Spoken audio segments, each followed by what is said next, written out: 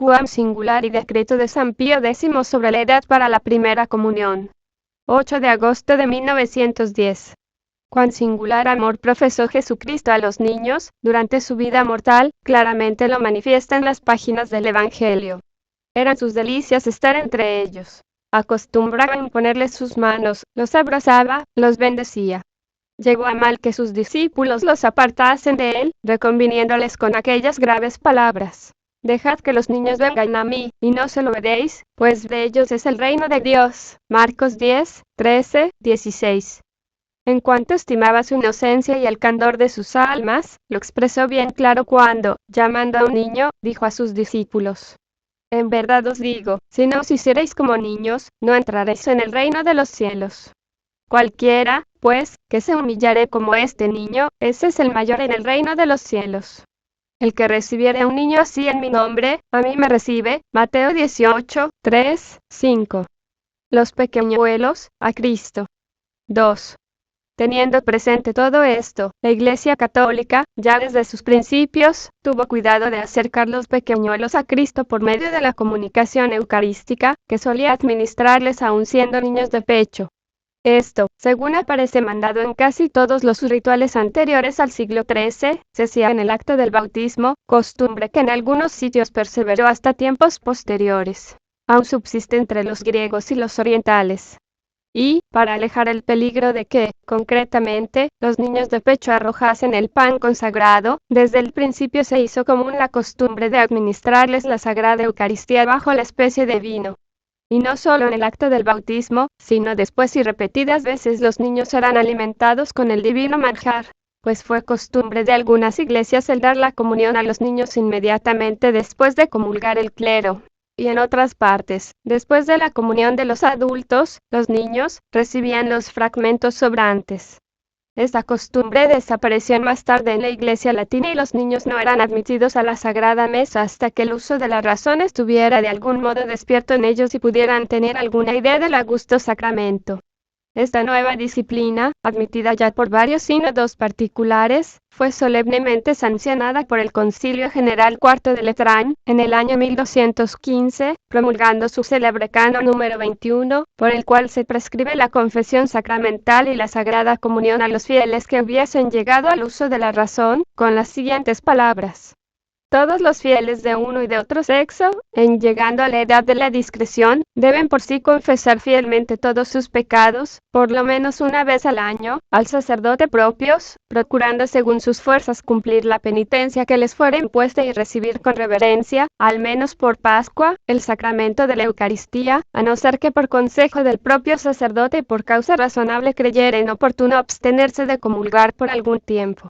3. El Concilio de Trento, sesión 21, de la Comunión, capítulo 4, sin reprobar la antigua disciplina de administrar la Sagrada Eucaristía a los niños antes del uso de la razón, confirmó el decreto de Letrán, lanzando anatema contra los que opinasen lo contrario.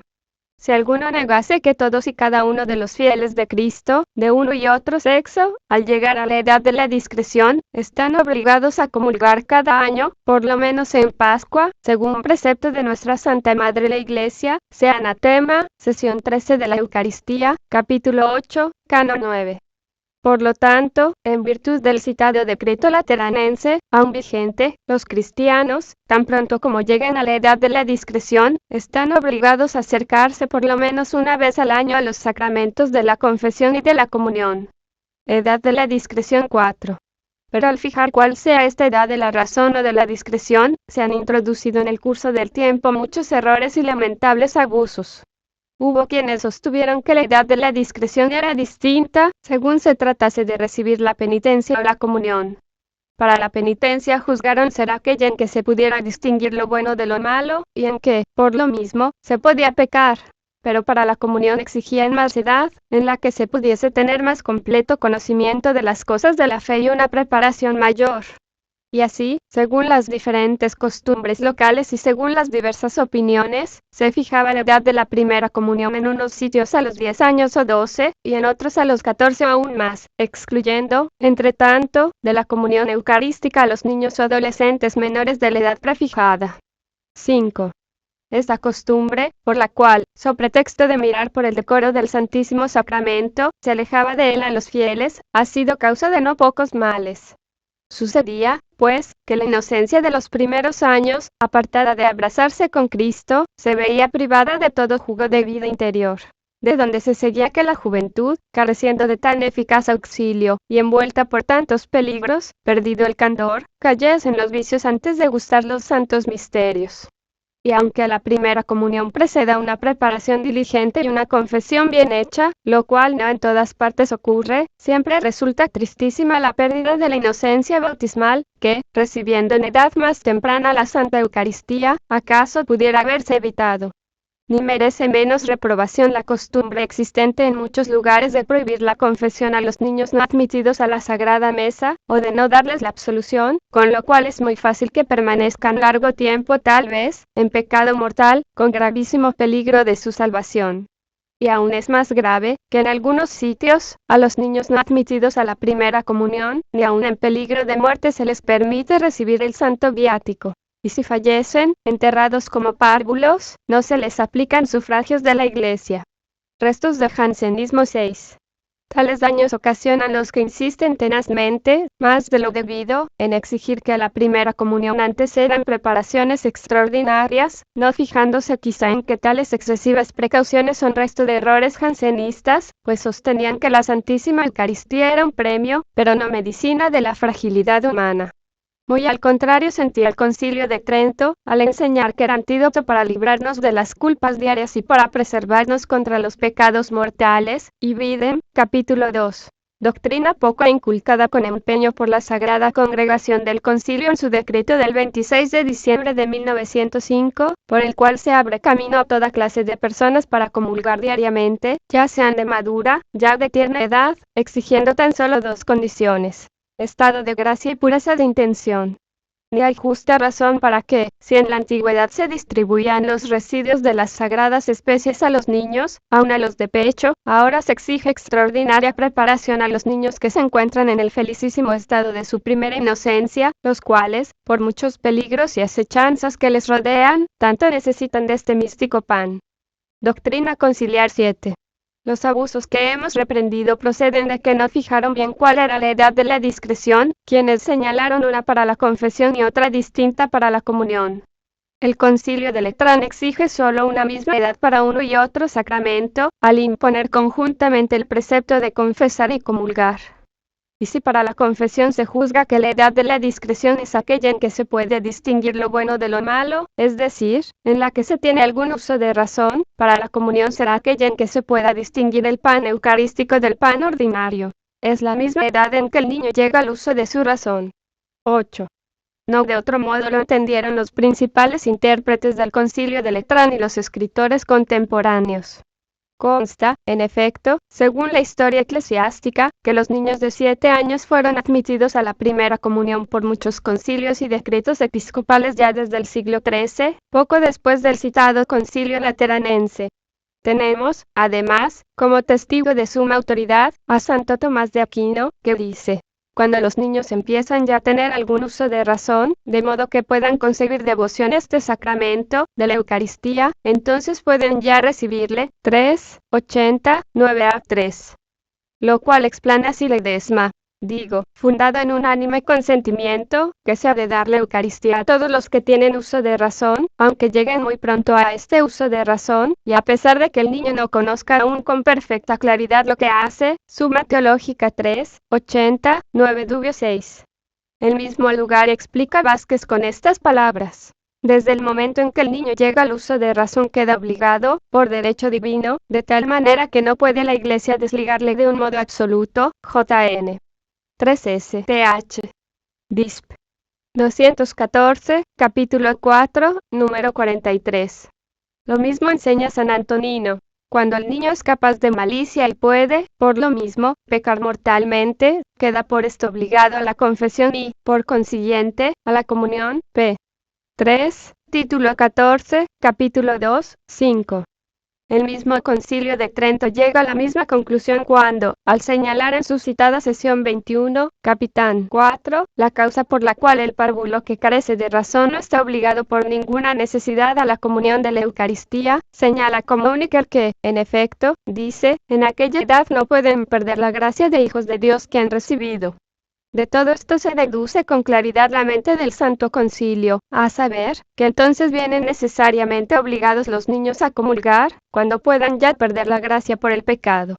Eco de tales palabras son las del Concilio Romano, celebrado bajo Benedicto XIII, al enseñar que la obligación de recibir la Eucaristía empieza después que los niños y niñas llegaren al uso de razón, a saber, en aquella edad, en la cual pueden discernir este manjar sacramental, que no es otro que el verdadero cuerpo de Jesucristo, del pan común y profano, y saber acercarse a recibirle con la debida piedad y devoción. Instrucción sobre la primera comunión. Apéndice 30, 6, 11. Y el Catecismo Romano afirma que nadie puede determinar mejor la edad en que deben darse a los niños los sagrados misterios que el padre y el sacerdote con quien aquellos confiesan sus pecados. A ellos pertenece, pues, explorar y averiguar de los niños si tienen estos algún conocimiento y sabor de este admirable sacramento. Primera parte, 2, número 63. Edad de la comunión 9. De todo esto se desprende que la edad de la discreción para la comunión es aquella, en la cual el niño sepa distinguir el pan eucarístico del pan común y material, de suerte que pueda acercarse devotamente al altar. Así, pues, no se requiere un perfecto conocimiento de las verdades de la fe, sino que bastan algunos elementos, esto es, algún conocimiento de ellas. Ni tampoco se requiere el pleno uso de la razón, pues basta cierto uso incipiente, esto es, cierto uso de razón. Por lo cual, la costumbre de diferir por más tiempo la comunión y exigir, para recibirla, una edad ya más reflexiva, ha de reprobarse por completo, y la sede apostólica la ha condenado muchas veces. Y así el Papa Pío IX, de feliz memoria, en la carta del cardenal Antonelli a los obispos de Francia, fechada el 12 de marzo del año 1866, reprobó severamente la costumbre que se introducía en algunas diócesis de retardar la primera comunión hasta una edad más madura y predeterminada. La Sagrada Congregación del Concilio, el día 15 de marzo de 1851, corrigió un capítulo del Concilio Provincial de Rouen, que prohibía a los niños recibir la comunión antes de cumplir los 12 años.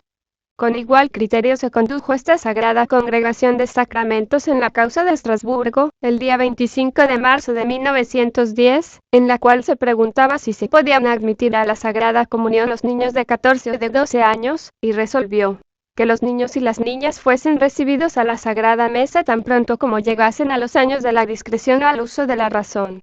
Normas obligatorias 10.